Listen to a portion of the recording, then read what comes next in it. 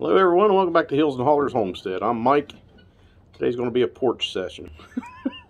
Sitting here on the back porch, watching the chickens and the turkeys and the guineas peck and scratch around in the yard. I'm sitting here just kind of rocking back and forth here, kind of watching them, enjoying the sights and enjoying the peace and quiet out here today. So a couple things I want to talk about today, and seems to be a lot of negative stuff about, prepping and that kind of stuff. People think, oh, these people are doomsdayers, these people are this, people are that. And that couldn't be any more farther from the truth. What we need to look at is the reality of the world that we live in. And, the work that I do virtual care. Everything I do is done remotely. And I actually review vital sign data, symptomology and symptoms and stuff like that reported remotely. West Virginia, we're a very rural state. I think it's 46% or 47% of the population does not have access to broadband internet and stuff. If I remember that right, it's either that those people do have access or don't have access to, or that's the amount of people who do have access to. I couldn't remember exactly how that went, and I didn't look it up before I got on here jacking my jaws. But anyways, so seeing that we use virtual care, we use technology so much now. The rural outreach that we have virtually and with the technology is just growing all the time. You look at more and more and more things are controlled by computers. Things are controlled, remotely and autonomously. And AI seems to be a big thing coming along the way. We've already seen ransomware and malware attacks on meat producers. Like the U.S. meat producers. I think there's only like 3 or 4 of them in the U.S. and they got hit this past summer, and they blame that on some of the meat prices on that. There was also the Continental Pipeline attack, if you remember that. There's also been several instances where hospitals, healthcare systems have been attacked, cyber attacks, and they've held their entire patient records, patient medical records up for ransom, and some of them's actually paid. And I think there was one, I can't remember exactly where it was, but it was in the U.S., but the FBI was like, don't pay it, don't pay it. They did, and then they actually held it for more and demanded more money. That's the reality of the world that we live in, and everything is controlled today remotely by computers. Gas lines, electricity, municipal water, sewage, transportation. You name it. Everything out there is connected in one way or another to the internet, to the global system. And, China and Russia are hacking. There's independent hacking groups who are paid, by state sponsors of terrorism to do hacking and do all this other stuff. So the reality of what we look at is not only weather related or natural type events that would cause us to need to prep. It's also for the very real threat and the extremely fast growing threat of ransomware, malware, and cyber attacks. You take down electric grid. The Bruce Willis movie, Live Free or Die Hard, where they done what was called the fire sale, where they shut everything off. They hacked and pretty much took over everything. People think that's so far from reality, and it's actually much farther to the truth and the possibility than what we even realize. And those are the things we need to take into consideration. Even if you live, like me, up some hollow in West Virginia, hey, I have high-speed internet. I have natural gas. I have municipal water where I live. We have electric, and yes, we got shoes. We still got all our own teeth. Anyways, but the reality that we need to face is that those are the threats that the man-made threats that are probably even more real and have more potential today than, I would say, even something along the lines of another terrorist attack or something like that. Widespread, like a big one, kind of like a 9/11 repeat. But that said, there's, I think our electric we're through a co-op, and so the co-op buys their electric from First Energy, and you take First Energy out, our co-op goes down. So not only do all of First Energy, Mon Power, and our co-op get knocked out, but everybody that First Energy serves, and that's not just West Virginia. That's a wide area. You know, there's so many places here just on the East Coast, and you know, real close to West Virginia here, that all right, shut up, guineas. That, you know, power is generated here, produced here, just in this state alone. Mount Storm Power Station is one of them, and it's a huge power producing station. We have, you go over in the eastern counties, Barber, Upshur, or Barber, Randolph, Tucker, all along through there, and even across, even more widespread. But they took and deforested the crap out of mountain ranges and put they put windmills up, those big wind turbines, and that's New England power. That none of that electricity goes here. It all goes to New England. So you know, they deforested West Virginia to put up windmills to provide power to the blue states. We'll get into that. The blue states that support like green energy and everything else. And I just said this to a buddy a while ago. I was talking about the green energy, and I don't have it with me, but rub a couple dollar bills together or money together. There's your green energy. That's the green they're talking about. So, you know, in West Virginia, we're known for our extraction industry. I mean, West Virginia has been pillaged for more than a century now. Yeah, probably more like a century and a half or more for its coal, its gas, and its timber. So, you know, being an energy producing state and having those natural resources and stuff like that, yes, we are connected. But, you know, the real possibility of a cyber attack or something like that, of knocking out an electric supplier, a major electric supplier, with subsidiaries underneath of it and whoever they sell electricity to, knocking out, my God, the gas lines around here. And you got Dominion, Columbia, Dominion, Peoples. That's just three of the major gas carriers just in my area. Maybe Columbia and Dominion joined or merged or something. I can't remember for sure. But, you know, you do something and take those people out and take out their capability to transmit gas, provide gas. I mean, even though they've got gas in storage, you know, all over this part of West Virginia and Pennsylvania, they've got billions of cubic feet, hundreds of billions of cubic feet of gas in storage. They can't effectively get to the market because of the pipelines, and they've interrupted the the Atlantic Coast Pipeline and the Mountain Valley Pipeline, and yeah, where they can provide gas to now, and their future potentials have been cut back now. All it's going to take is a couple strokes of keys, and bam, it's out of their hands, and no more gas, no electric. Guess what? We're on our own. We're to you know, fend for ourselves. So, you know, if you've got a gasoline generator, you know, that's going to get you a little bit of relief. We've got a natural gas home standby generator. If they take out the gas, that thing's a lawn ornament. and you know, I have a gas generator as well, a regular gasoline generator. But you know, how long is gas going to last? Then, you know what I mean? You're going to fight everybody and their brother, quite literally, to get gas for your generator. And I mean, how long is the tank gas going to last you? Depends on the draw, you know, the pool that you're loaded that you're putting on it. So 6-8 hours. I mean, if I'm rocking 2 freezers, so I got a chest freezer, an upright freezer, a refrigerator freezer combo, and then a refrigerator freezer combo up here. So I'm rocking 4 different appliances just to keep food froze. 1, 2, 3, 4, 5 appliances. So 3 refrigerators, 2 refrigerators, 3 freezers. So, you know, what am I going to do?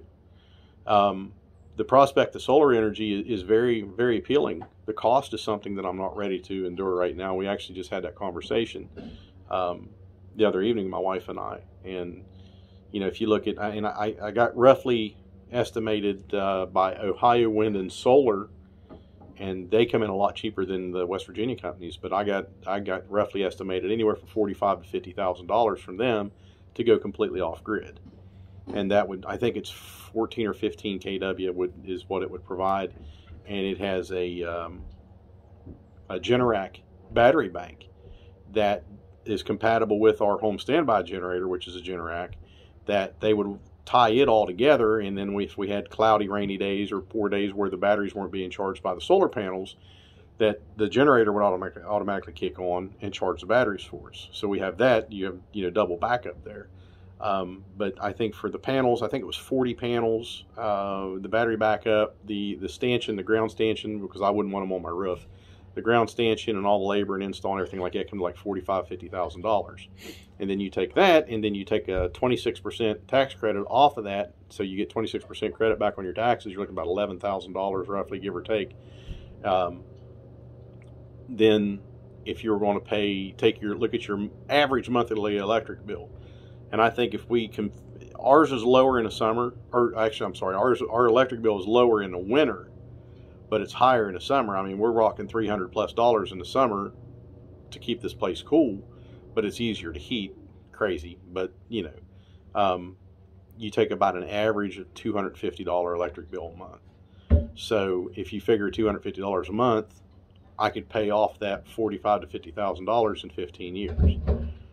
Then I'm free. We clip that umbilical from the electric, from the grid, and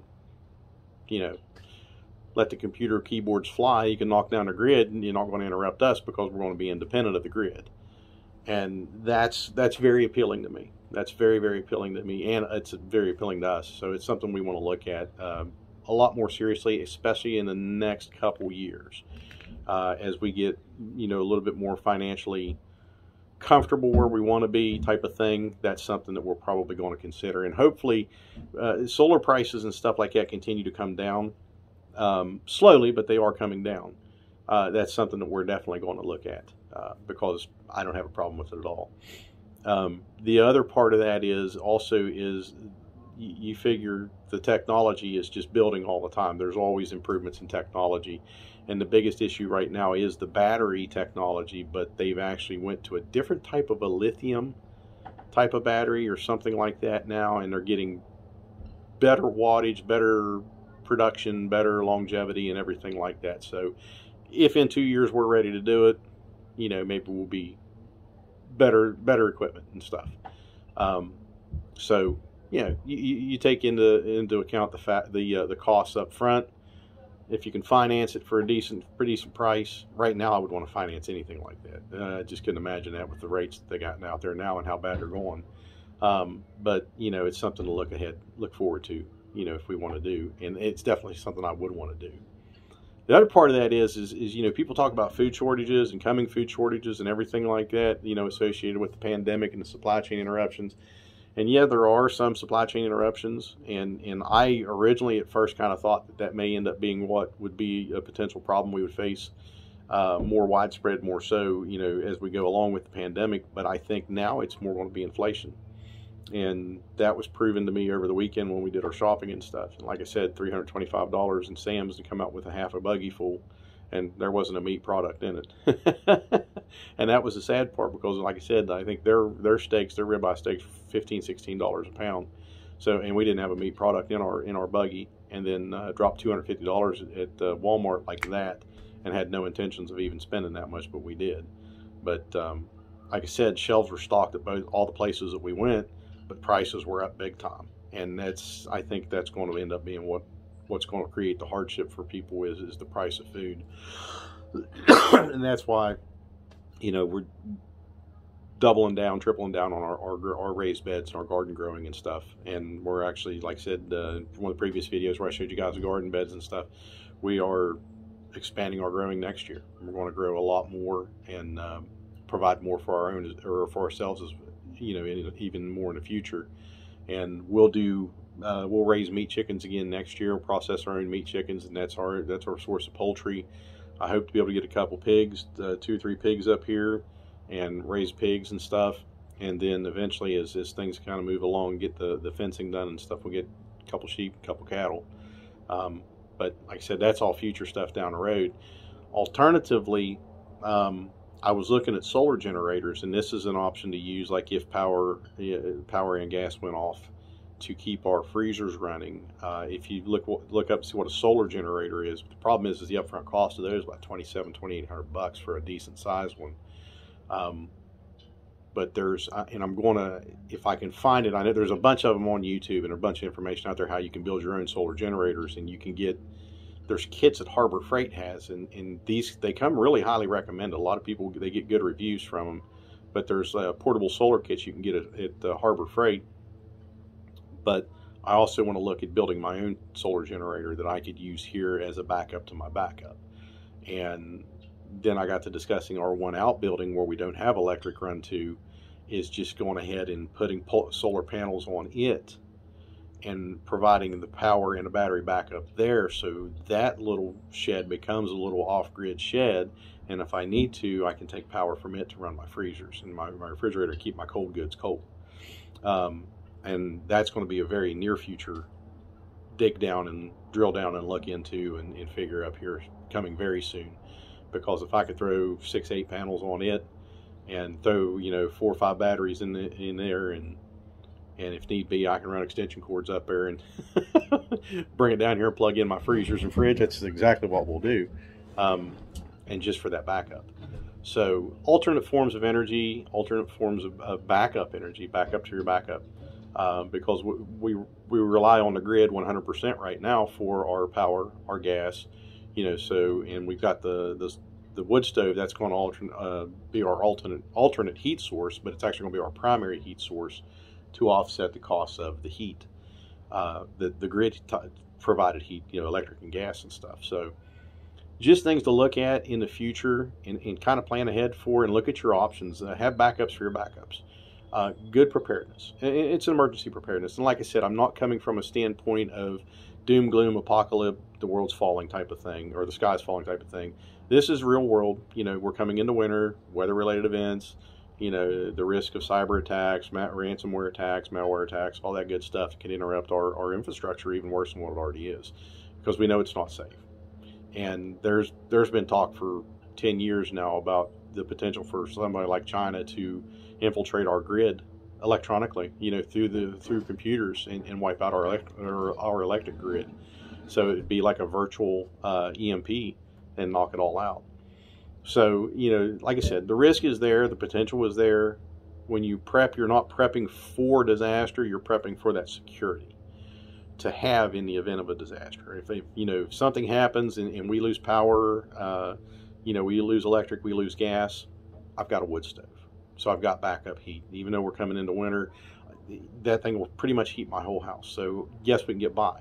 I don't have any alternatives for electric other than my gasoline generator that I can use to power my refrigerators and freezers for my cold stores, but only until the gasoline runs out or I can't get gas. And then we're pretty much screwed unless it's cold enough outside that I can actually put my food outside in coolers and it'll be safe out there. And we know how winters are in West Virginia. You could be 45 one day, 72 the next day, and then 15 below 3 days later. So it varies. So you don't have that security of continuous cold weather and cold temperatures there to protect your foods if you have no way of powering your refrigerators and freezers. And don't depend on petroleum products, like I said, as a backup to a backup of generator that we have, because when the gas runs out and you can't get gas, or it's too dangerous and truly dangerous to go get gas because people are fighting each other to get gas,